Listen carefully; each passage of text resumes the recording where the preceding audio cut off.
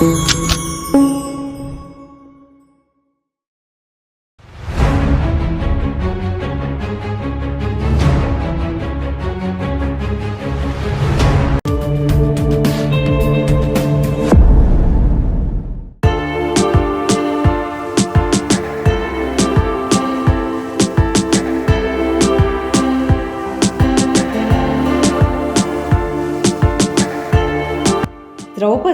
తన సుఖాలన్నింటినీ ఆవలపెట్టి పరుల సేవల్లోనే విధిలేక కాలం గడుపుతోంది.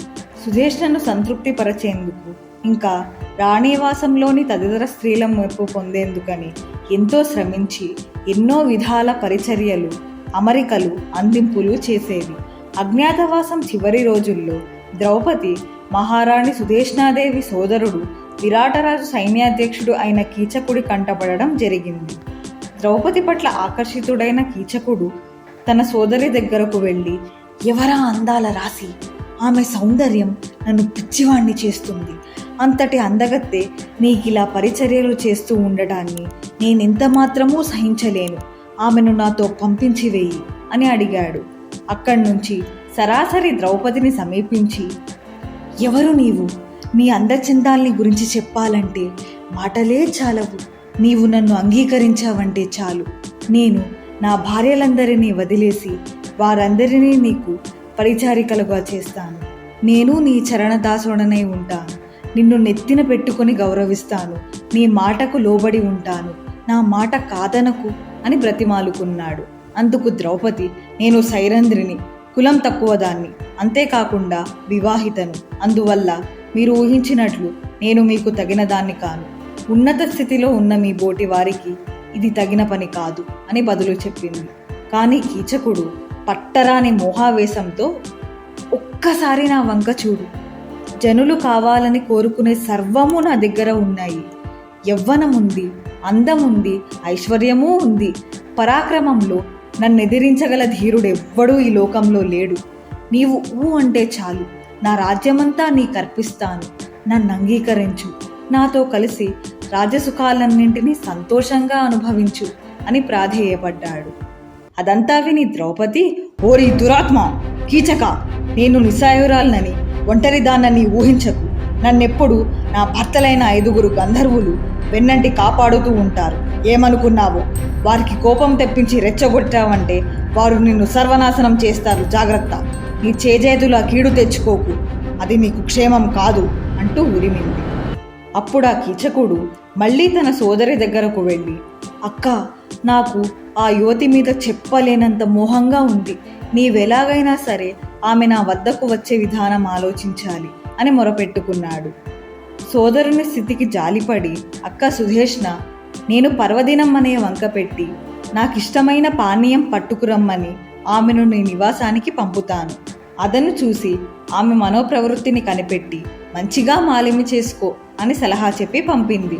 కానీ సుధేష్ణ ద్రౌపదిని కీచకుని భవనానికి వెళ్ళి పానీయం పట్టుకురమ్మని ఆజ్ఞాపించగానే ఆమె, నేనక్కడికి వెళ్ళను, అందులోనూ ఆ సిగ్గుమాలిన వాడింటికి అస్సలు పోను అని ఖచ్చితంగా సమాధానం చెప్పింది. నేను ఎంతో ఇష్టపడే పానీయాన్ని వేరొకరితో తెప్పించుకోవడం ఇష్టం లేక నీకు చెబితే నువ్వు దాన్ని దోషంగా భావించి బాధపడుతున్నావు. అతడు నీకెట్టి హాని తలపెట్టడని నేను హామీ ఇస్తున్నా, వెళ్ళిరా అంది సుధేష్ణ. అప్పుడిక గత్యంతరం లేక ద్రౌపది కర్మసాక్షి అయిన సూర్యదేవుణ్ణి తన శీలాన్ని కాపాడమని వేడుకొని భయంతో గజగజలాడిపోతూ పానీయం తెచ్చేందుకు కీచకుడి భవనానికి వెళ్ళింది. సూర్యభగవానుడు ఆమె ప్రార్థన ఆలకించాడు. ఆమెను రక్షించేందుకు ఒక రాక్షసుణ్ణి తక్షణమే పంపాడు. ఆ క్షణం నుంచి ఆ రాక్షసుడు ఎవరికీ కనపడకుండా వెంట ఉంటూ ద్రౌపదిని 1000 కళ్ళతో కాపాడసాగాడు. తన భర్తలు తనను కాపాడాలని మనసారా ప్రార్థిస్తూ ఆమె భీతిలిన లేడిపిల్లల ఆ కీచకుడి ఇంట అడుగుపెట్టింది. ఓహ్, వచ్చావా నీవు? ఈరోజు నేను చాలా అదృష్టవంతుడన్నమాట అన్నాడు కీచకుడు. నీకోసమని బంగారు కంకణాలు, హారాలు, విలువైన మణులు, తాపిన ఎన్నో ఆభరణాలు ఉంచాను. అవన్నీ నేను నీకివ్వాలనుకున్న కానుకలు. అంతేకాదు, నీకోసమని ఒక అపూర్వమైన తల్పం తయారు చేయించాను తెలుసా? రా వచ్చి నా సరసన కూర్చో, ఈ తీయని మధువును కలిసి తాగుదాం. రా, మహారాణి అడిగినవి పంపే ఏర్పాట్లు నే చేస్తా గదా అన్నాడు. ద్రౌపది, నాకు పానీయం త్వరగా ఇప్పించండి, నేను వెళ్ళాలి అన్నది. నీవు వెళ్ళక్కర్లేదు, అందుకు వేరే మనుషుల్ని నియమించానులే అంటూ కీచకుడు ఆమె కుడి చేతిని పట్టుకున్నాడు. నేనెన్నటికీ నా భర్తలకి ద్రోహం చేయను, అట్టి తలంపు మనసులో కూడా చొరనీయను అంటున్నప్పటికీ కీచకుడు ఆమెను వదలకుండా బలాత్కరించబోయేసరికి ఆమె పెనగులాడి తప్పించుకుని పారిపోయింది. పోతూ పోతూ అతన్ని ఒక్క తోపు తోసి నేల మీద విసురుగా పడేసి మరీ పోయింది. కోపంతో భగ్గుమన్నాడు కీచకుడు. ద్రౌపది, రక్షించండి, రక్షించండి అంటూ రాజసభలో ఉన్న యుధిష్ఠిరుడి దగ్గరకు ఒక్క పరుగున వచ్చింది. అప్పటికే కీచకుడు ఆమెను వెంబడించి తరుముతూ వచ్చి ఆమె కొప్పుపట్టి లాగి ఈడ్చి నేల మీద పడేశాడు. ఆ పరిస్థితిలో సూర్యప్రేరితుడై మరుగున ఉన్న రాక్షసుడు ఒకే ఒక్క ముష్టిఘాతంతో కీచకుడు స్పృహ తప్పి నేల మీద పడేటట్లు కొట్టాడు. భీమసేనుడు ఇదంతా చూశాడు. ఒళ్ళు తెలియని క్రోధావేశంతో పటపట పళ్ళు కొరుకుతూ కీచకుణ్ణి చంపేందుకు ముందు కూరికాడు. యుధిష్ఠిరుడు తాము బయటపడిపోతామేమో, ఎక్కడ తమను గుర్తుపట్టేస్తారో అనే భయంతో వద్దు, మానే అని భీముని బొటనవేలు నొక్కి పెడుతూ, పో, వెళ్ళి వంటకి కావలసిన వంట చెరుకు కొట్టుకురా, వెళ్ళు అంటూ ఆజ్ఞాపించాడు. అప్పుడు ద్రౌపది విరాటరాజుతో, అతడు నన్నెంతగా అవమానించి దౌర్జన్యం చేశాడో చూశారా ప్రభు? నేను 5 గంధర్వులకు విశ్వాసపాత్రురాలైన ఇల్లాలిని. ఈ రాజ్యంలో ధర్మం అన్నదే లేదా ప్రభు? రక్షించేవారు ఒక్కరూ లేరా అని అడిగింది. అందుకు విరాటుడు, మీకున్న విరోధమేమిటో మాకు తెలియదు, అటువంటప్పుడు అపరాధులెవరో మేమెలా నిర్ణయించగలం అన్నాడు. కానీ ద్రౌపది విరాటరాజుని అడిగిన ప్రశ్నలకు సభికులంతా సంతోషించారు. శభాష్ అని ఎంతో మెచ్చుకున్నారు. కీచకుడి దుర్మార్గపు చర్యను అసహించుకున్నారు. యుధిష్ఠిరుడు మొహం మీద నుండి చెమట బిందువులు రాలుతుండగా, సైరంధ్రి, నీ నివాసానికి వెళ్ళిపో. శూరులైన వారి భార్యలు తమ భర్తల నిమిత్తం ఇట్టి బాధలు భరించగా తప్పదులే. బహుశా నీ గంధర్వ భర్తలు కూడా ఈ దుర్మార్గుడిని శిక్షించేందుకు ఇది అదను కాదనే ఊరుకుని ఉండొచ్చు. ఏది ఏమైనా వారు వదిలిపెట్టరులే. నీ పట్ల దుర్మార్గంగా ప్రవర్తించిన ఆ దుండగుణ్ణి శిక్షించి తగిన శాస్తి చేసి నీకు వాటిల్లిన దుఃఖాన్ని పోగొడతారు అంటూ అప్పటికి కావలసిన ఓదార్పు మాటలు చెప్పి పంపాడు.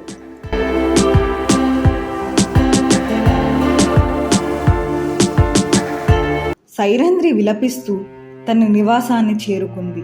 అక్కడికి చేరుకున్నాక తనలో తానిలా ఆలోచించుకుంది. నేనేం చేయాలి? ఎక్కడికి వెళ్ళాలి? అందుకు భీముడే తగినవాడు. ప్రతీకారం తీర్చుకునే శక్తి భీముడికే ఉంది, వేరెవ్వరికీ లేదు అనుకొని ఒక నిశ్చయానికి వచ్చి ఆ రాత్రి ఆమె భీముని నివాసానికి వెళ్ళింది. అతడప్పటికి ఆదమరచి సింహంలా గుర్రు పెడుతూ నిద్రపోతున్నాడు. వెళ్ళి నిద్రలేపి కూర్చోపెట్టింది. ఎంతో మృదుమధురంగా ఇలా అన్నది, ఒకవైపు నేను ప్రాణాపాయంలో చిక్కుకుని అల్లాడిపోతుంటే నీకేమీ పట్టనట్లు హాయిగా నిద్రపోతున్నావే. ఆ దుర్మార్గుడు కీచకుడు నన్ను బలాత్కరించబోయాడు, లొంగనందుకు పరాభవించాడు. వాణ్ణి, ఆ దురాత్ముణ్ణి నీవిక ప్రాణాలతో వదిలిపెట్టరాదు. నేను ఈ అకృత్యాన్ని ఎంత మాత్రము సహించను. చండాలుడైన కీచకుణ్ణి నీవు తక్షణం చంపి తీరాల్సిందే. మనందరి మేలుకోరే నేను ఈ దాసీ పనికి ఒప్పుకొని చేస్తున్నాను. అయినా నేను బాధపడడం లేదు.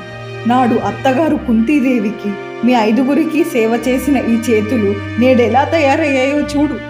ఇక్కడ ఈ సుదేష్ణకు ఆమె పరివారానికి సేవలు చేసి చేసి అరచేతులన్నీ పగుళ్లతో ఎంతగా కమిలిపోయాయో చూడు, నీకే తెలుస్తుంది. ఆ కీచకుడు నన్ను వెంటాడి వేధిస్తున్నాడు. నాకు 5 గంధర్వ భర్తలున్నారు. నీవు నాకేమాత్రం అపకారం తలపెట్టినా వారు చంపి పారేస్తారు అని ఎంతగానో హెచ్చరించాను కూడా. అయినా వాడు ఏమాత్రం లెక్క చేయడం లేదు. వాడు పరమ నీచుడు, దురహంకారి, కామాంధుడు. వాణ్ణి నీవెలాగైనా సరే అంతం చేయాలి. నీవు ఆ దుష్టుణ్ణి హతమార్చకుంటే నాకు మరణమే శరణ్యం అంటూ మనస్సులో కరడుగట్టిన ఆవేదనంతా ఒక్కమారు వెళ్ళబోసుకున్నది. 2 చేతులతో మొహం కప్పుకుని వలవలా ఏడ్చింది. భీముడిక భరించలేకపోయాడు. ఆమె చేతులు పుచ్చుకుని ఎంతో ప్రేమగా ఓదార్చాడు. అప్పటికే మనస్సులో ఒక గట్టి నిర్ణయానికి వచ్చేశాడు భీముడు. ద్రౌపది, విచారించకు. నాకు యుధిష్ఠిరుని వాగ్దానంతో గాని అర్జునుని సలహాతో గాని ప్రమేయమేం లేదు. నేను రేపే కీచకుణ్ణి వధిస్తానని నీకు మాట ఇస్తున్నాను, సరేనా? నువ్వు అతన్ని రేపు రాత్రికి నాట్యశాలకు రమ్మని ఆహ్వానించు, చాలు. ఆ పైన సంగతి నేను తేలుస్తా అన్నాడు. అది విని ద్రౌపది మనస్సెంతో తేలికపడింది.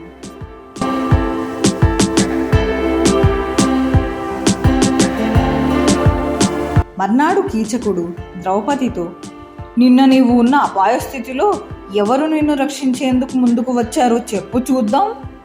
బహిరంగంగా సభాభవనంలో అందరి ఎదుట నిన్ను నేను తన్నుతూ ఉంటే ఎవరొచ్చి నీ గతి పట్టించుకున్నారో చెప్పు.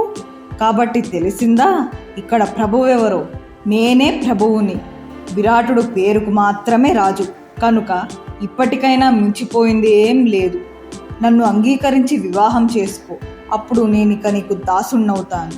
ఈ రాజ్యమంతా నీవు హాయిగా ఆనందంగా అనుభవించవచ్చు అన్నాడు. సైరంధ్రి అందుకు సమ్మతించినట్లు నటించి ఆ రాత్రికే నాట్యశాలకు రమ్మని కీచకుణ్ణి ఆహ్వానించింది. ఆ రాత్రి కీచకుడు అందమైన మంచి దుస్తులు, ఆభరణాలు, హారాలు, మాలలు ధరించాడు. విలువైన సుగంధ ద్రవ్యాలను ఒంటిపై చిలకరించుకుని నాట్యశాలకు తరలి వెళ్ళాడు. అక్కడ తలుపులు తెరిచి ఉండడం గమనించాడు. ఠీవిగా లోపలికి ప్రవేశించాడు. తాను కోరుకున్న ఆనందాన్ని అనుభవించబోతున్నందుకు వేగంగా గుండె కొట్టుకుంటోంది. ఆ మసక చీకట్లో అక్కడ శయ్య మీద ఎవరో పడుకున్నట్లు చూశాడు. ఆ వ్యక్తి ద్రౌపదేనని భావించి దగ్గరకు వెళ్ళి మృదువుగా మీద చెయ్యి వేశాడు. అక్కడ ఉన్న వ్యక్తి ఎవరో కాదు, భీముడే. కీచకుడి రాక కోసం నిరీక్షిస్తున్నాడు.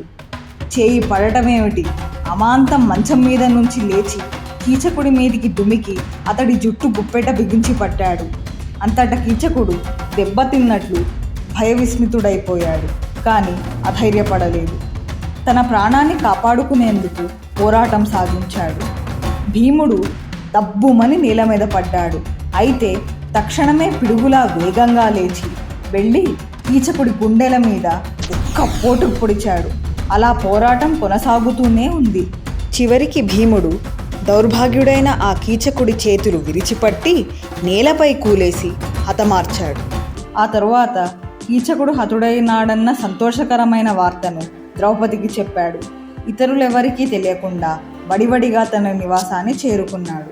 తనని వేధించుకు తిన్న ఆ దుర్మార్గుడు అంతమైనందుకు ద్రౌపది ఎంతగానో సంతోషించింది. కావలి వారిని లేపి తన గంధర్వపతులు కీచకుణ్ణి వధించారని చెప్పింది.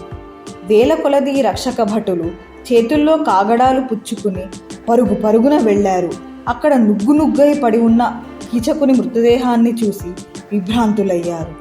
అదేదో మానవాతీతమైన శక్తి కలవారి కృత్యమే అయి ఉంటుందని భావించారు. ఆ చేరువనే సైరంధ్రి నిలబడి ఉండడం గమనించిన కీచకుని సోదరులు, మిత్రులు కొందరు ఈమెయే ఈ ఘాతుక చర్యకు కారకురాలని విరాటరాజుకు చెప్పి ఆయన అనుమతి పొంది ఆమెను కూడా కీచకునితో పాటు దహనం చేయాలనే తలంపుతో ఆమెను పట్టి తెచ్చి పాడ మీద పడుకోబెట్టి శ్మశానానికి బయలుదేరారు. అప్పుడు ద్రౌపది రక్షించమని కేకలు పెట్టింది. ఆ ఆర్తనాదాన్ని విన్న భీముడు తక్షణమే లేచి మారువేషం వేసుకుని వేగంగా బయలుదేరాడు. రాజభవనంలోంచి యువతలకు వచ్చి గోడలు ఎక్కి దూకి బయటపడి ఒక చెట్టును కూకటి వేళ్లతో పెళ్లగించి తలక్రిందులుగా చేత పట్టుకుని శ్మశాన భూమిని చేరుకున్నాడు. అతన్ని చూసి అక్కడి వారంతా తమకు మరణం సమీపిస్తున్నంతగా బెదురు పుట్టి గడగడా వణికిపోయారు. అదుగో వాడే మహాబలవంతుడు, గంధర్వుడు వస్తున్నాడు అని పరస్పరం చెప్పుకోసాగారు. ఉన్న పళంగా సైరంధ్రిని అక్కడే వదిలేసి ఎవరికి వారు పారిపోదామనుకుంటూ ఉండగా కీచకుని 100 మంది తమ్ముళ్లను భీముడు ఒక్కడే చంపివేసి ద్రౌపదిని తీసుకుని వెళ్ళిపోవడం క్షణాల మీద జరిగిపోయాయి. పురజనులు రాజుగారి వద్దకు పరుగిడిపోయి సైరంధ్రి తప్పించుకుపోయింది, కీచకుడి తమ్ముళ్ళు పరిజనులంతా హతులయ్యారు. ఆ సైరంధ్రి అందగత్తె కావడం వల్ల తన సౌందర్యంతో పురుషులందరినీ మోహింపజేస్తుంది, కాబట్టి ఏం చేయాలో మీరే ఆలోచించండి అని చెప్పారు. రాజుగారికి చెప్పలేనంత బెదురు పుట్టింది. రాణి సుధేష్ణతో ఆ సైరంధ్రి తిరిగి రాగానే రాజ్యం నుంచి వెళ్ళిపోమ్మని ఆజ్ఞాపించు. గంధర్వుల రక్షణలో ఉన్న ఆ మనిషితో నేనే స్వయంగా చెప్పేందుకు సాహసించలేకుండా ఉన్నాను అన్నాడు. ద్రౌపది తన నివాసానికి తిరిగి చేరుకుంది.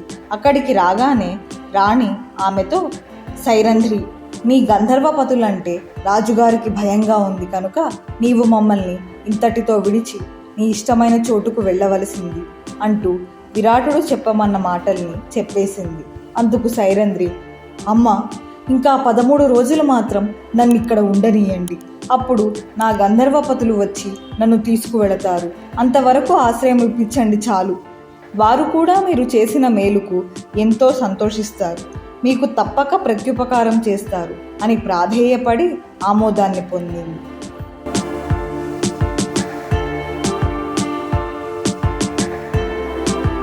మీకు నచ్చినట్లయితే ఈ వీడియోని లైక్ చేయండి, షేర్ చేయండి, కామెంట్ల ద్వారా మీ అమూల్యమైన అభిప్రాయాన్ని తెలియజేయండి. మరిన్ని వీడియోల కోసం మా ఛానల్ని సబ్స్క్రైబ్ చేయండి. నోటిఫికేషన్ కోసం బెల్ ఐకాన్ని క్లిక్ చేయండి.